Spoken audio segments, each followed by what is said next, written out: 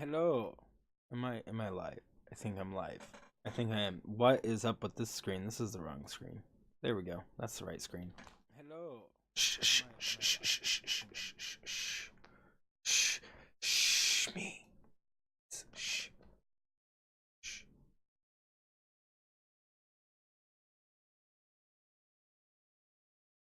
So guys, we are going to be talking tonight about critical thinking, which is like the way I live my life every day. It's the way I process experiences that I have. Um it's the way I think that everybody would benefit if they were also critical thinkers. It is also the basis of literally all science. This is like informational. Like this is a way you could this is a lifestyle, almost just a way that you could live your life in a way to constantly better yourself as best as you can. I would like to go and talk to you guys first about um critical thinking and what that means. In general, the a critical thinker is someone who is able to um, analyze a situation that may or may not involve themselves. Critical thinking is monumentally important because it's literally what every successful person will tell you to do. Now, I'm not one of those super successful people, so I can't, say, this is my way to success. But I can tell you that they will tell you the same thing, and how it's changed my own ability to view the world. So what critical thinking is at its core, just like in um, science, what science is the objective view of reality. So if you are viewing something objectively, you are making objective assumptions about it based on observations. So analyze you analyze some sort of evidence over and over and over, and you make objective assumptions based on said evidence, right? So if you make these objective evidence claims, then you're going to come up with the best possible answer for whatever it is that you're looking at. So that's science. That's experiments. That's what scientists do in experiments right there. But it's also more than science. It's literally how you live your life and how you experience everything.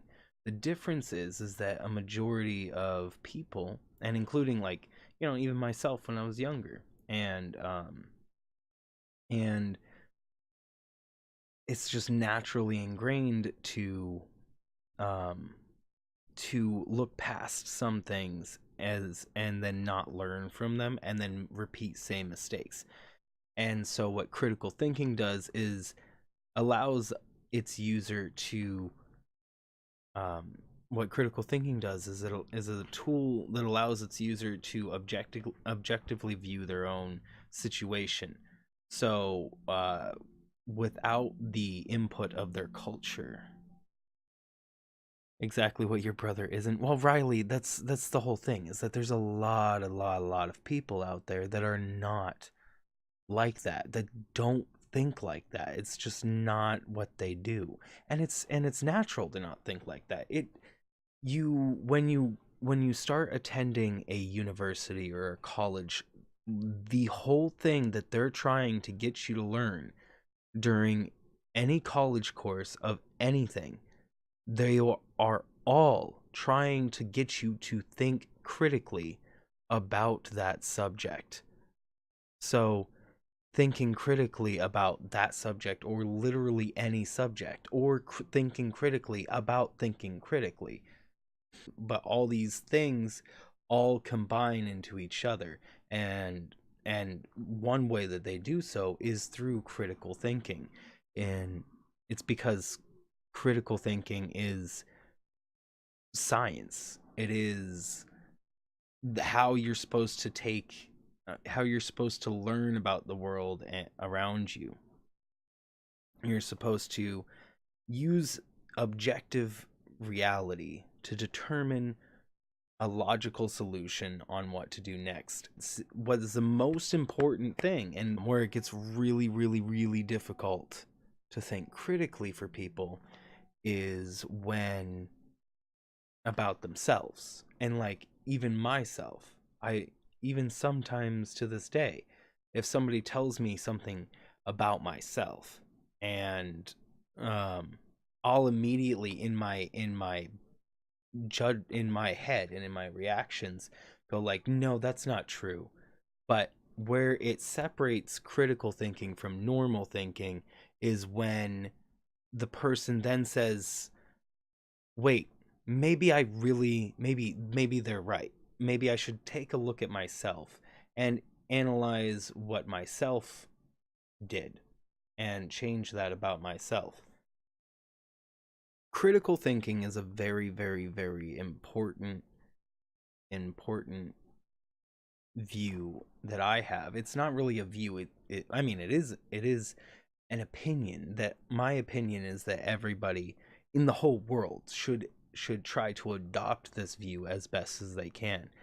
And it is in so many different fields of study. Like in philosophy, it's humanism. In anthropology, it is ethnocentrism. And ethnocentrism is the inherent belief that like your own culture is better. The best way to see critical thinking in action in yourself is when you're looking at another culture, and say for example you see the other culture eating ants, chocolate covered ants or something, and it's just natural for them, and you're like, ew, that's gross. Why would you do that? That's nasty. I hate that. That's ew. That right there is ethnocentrism. It's the inherent idea that the practices of your own culture are better than a different culture's practices, when there's nothing to say that um that they are. This is just the idea of critical thinking. It's the thought process, how I think about the world every day, and how I've thought about the world for a really, really, really long time. For a long time. Here, I'll tell you guys a story. Um, when I was around the age of 19, I had a I had my predispositions about things. I had hate and hatred and anger towards things and people that didn't necessarily deserve it from me. Like I had problems with Mexicans at that age, but I had Mexican friends. So, like, at that point, I was making exceptions, saying, well, they're all bad except for these ones, and that's not the appropriate way to go. So, kind of one day, I was just smoking a cigarette, and then I kind of had an epiphany. I'm like, well, why? Why would I hate them? There's no reason for that. Like, they did nothing to me. Well, maybe one or two, but not really anything that deserves me not liking them, you know. Um, so I kind of made a snap decision right there that was unfair of me, and from that point on, have not disliked anybody based on anything, any predisposition on anything, whether any little tiny thing about anybody. It's just not important to have that kind of hate, and that point allowed me to do that. But it was only through this idea, which, by the way, at this point in time in my life, when I thought this, this was just a way that I had thought. I didn't have a name for it. I didn't understand that what I was really thinking. All I knew is that how I could change myself to be better, to make this, to put a more positive effect on this world rather than a negative effect. You have a learning disability. Well, Callisto, now see, that's a different thing. A learning disability is something, um, if you have a disability that keeps you from learning, that indeed can inhibit things. But critical thought is should be inherent in the sense that critical thought should be inherent in the sense that it's based in all your experiences. Like when you do something repetitive enough, even if you have a learning disability, it's going to be ingrained in your head, because if you can have a learning disability that reflects on mathematics or word learning, but you know how to speak words, you know how to type on a computer, you know how to browse the internet. These are all things you learned that your disability didn't keep you from learning, and these are the kind of decisions that you would change in the idea of critical thinking. In my class in university, I took all these classes, and I took a class which was called critical thinking. And then I had no idea what this was, but I read what the description of the class was, and it was describing how I lived my life every single day. And I'm all like, this is going to be the easiest class ever for me. And so I get in there, and indeed he's talking about this idea that I had been just living with, but I had been living with, but I didn't have a name. I didn't have something to put it to, not really. I didn't have a concrete um understanding of what it was and how I was thinking it. And I learned about critical thinking. I also learned that my teacher was not as good as a critical thinker as he wanted to be.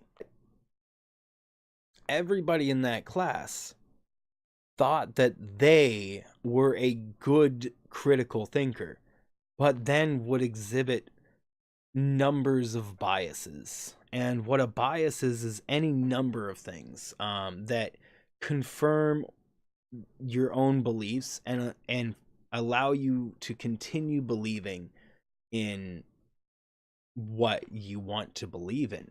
Like you can have cultural biases, which is what I was talking about with ethnocentrism. Your cultural bias that an ant or, some sort of insect that is eaten in a different part of the world is gross because your culture doesn't eat it, it would be that way um, of ethnocentrism. You would be being ethnocentric to say that that's gross because another culture did it and your culture doesn't. When if you were in that culture, you might actually like it. I mean, if you were to go into that culture, wipe your memory, and you just had that culture to live on, you would have to learn their language.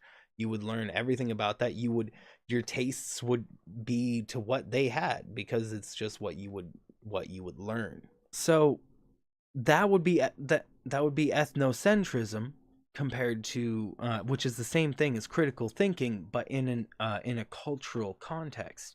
And in every single study out there, there's that same process of biases, like a cultural bias, or what a lot of people have is a confirmation bias. This is probably the most problematic thing people have, is when they are looking for information that agrees with them, and they're presented with a pile of information. Say they're presented with a pile of information that disagrees with them, and then they're presented with one or two pieces of information that agrees with them, they're more likely to take that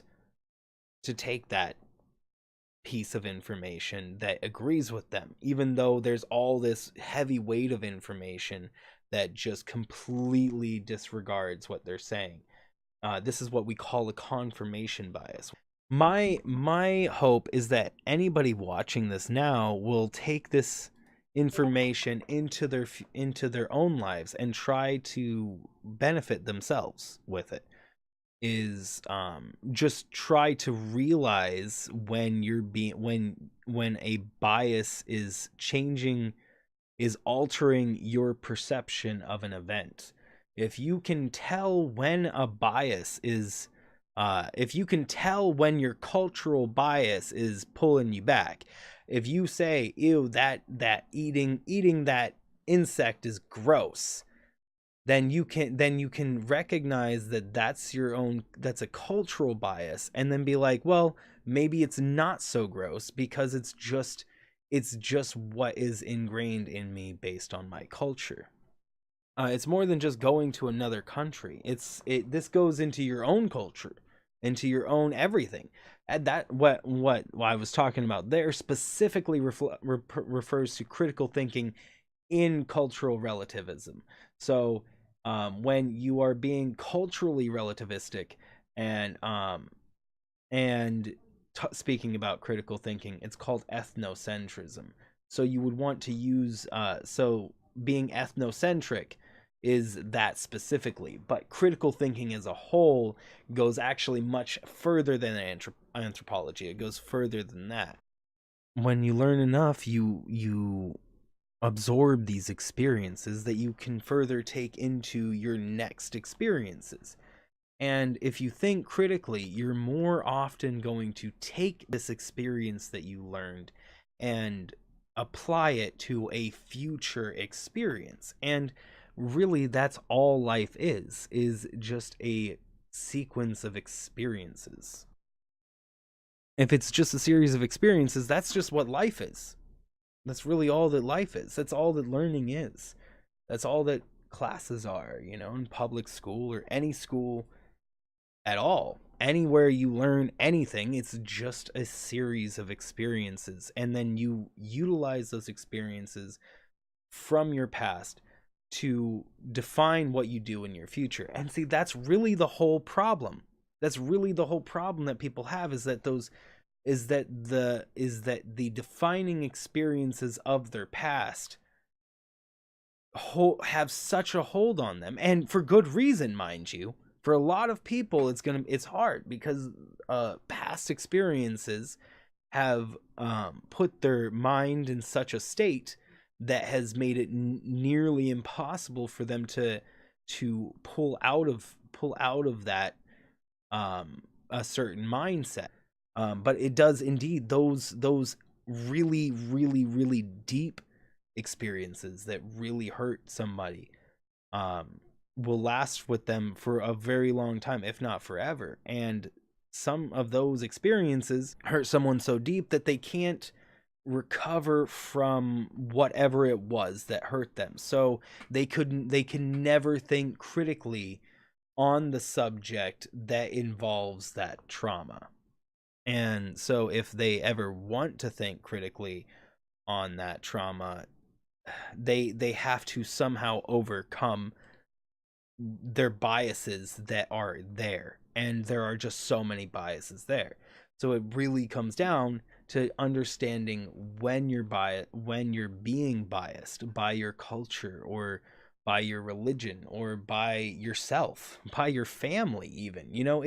There's a whole bunch of levels here. Like there's the social interaction you have with like yourself. Then there's the social interaction you have with your family, then your friends, then I mean, sorry, there's so I should there is the things you pick up on that you learn in social behaviors from your family, and then there's social behaviors that are just in a wider group of your friends and area, and then there's social behaviors that are in your state in your city sometimes, and then state, and then there's social behaviors that are that just cover a whole state, and then there's social behaviors that cover a whole country. um and then there are minor differences the whole way down until you get to your family, and just minor things can be changed, but it's still, all these things are still influenced by the greater whole. Critical thinking is a extremely and that's extremely important way to just view your life in general, or anybody, for taking on any new experience. Whenever you are to experience something new for the first time, that you take the experiences that you have objectively viewed and seen what a better outcome would be. You apply that to your future experiences, and when most people do this, most people find that they find, for a positive outcome, being nice to everyone really is the best way to approach most situations. Being social, cooperative, and kind to everybody around you and everybody you want to be with, be, like your friends and social groups, being kind to them can sometimes have them reflected on others.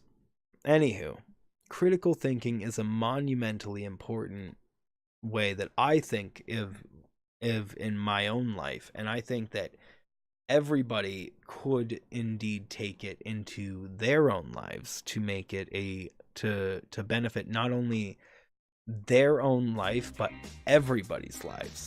And only you can prevent forest fires, right? Well, unfortunately, even we can't prevent all forest fires. I mean, especially now. Well, we could have prevented more forest fires if more people understood climate change. And this is a huge point of critical thinking, guys. Critical thinkers can prove to you over and over and over and over how it's climate change. But people that refuse to accept climate change cannot think critically about the situation, and are not thinking critically about the situation. They're thinking about they have so many biases holding them down when people are thinking about climate change. So many biases holding them down. Confirmation biases from other people saying, "Oh no, climate change is a hoax." That because people are saying that, they will take that information and agree with it because that is a confirmation bias. So it goes more, critical thinking goes way more deeper, as you can see, than just how you can think about it. It's how whole societies can think about different subjects. And really, the bigger goal overall is to get everybody, as many people as possible, to at least think about the world objectively, or at least allow the power to be in the hands of people that are willing to think objectively for them. Because people are not, it's very hard to get over your own biases, to understand when biases are affecting your own vision, your own views on everything. It's very, very, very hard to understand when those biases are affecting you. So the best thing that you can do is just, when you see something that could be a bias, you recognize it and you try to alter that bias when you have a future assumption to be made.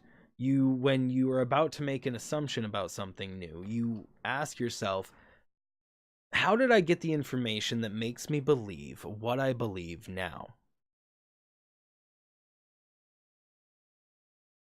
And then that will allow you to learn things in crazy complex ways.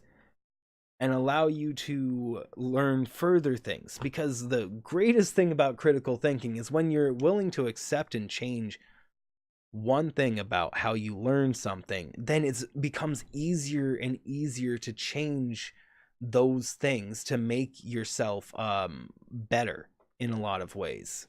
If you can constantly think critically about everything you do, because then you can always step back from whatever you're looking at and be like, what am I doing wrong and what can I do to make this better? And then you can make objective decisions based on numerous criteria, and then reapply your past knowledge towards that future experience and make your product better. That's pretty much all I can say about the first set of critical thinking, and the best way that anybody could go about changing their own life and starting to think critically is just understanding when biases you have, or any that you can recognize, and when they're affecting a decision you're about to make.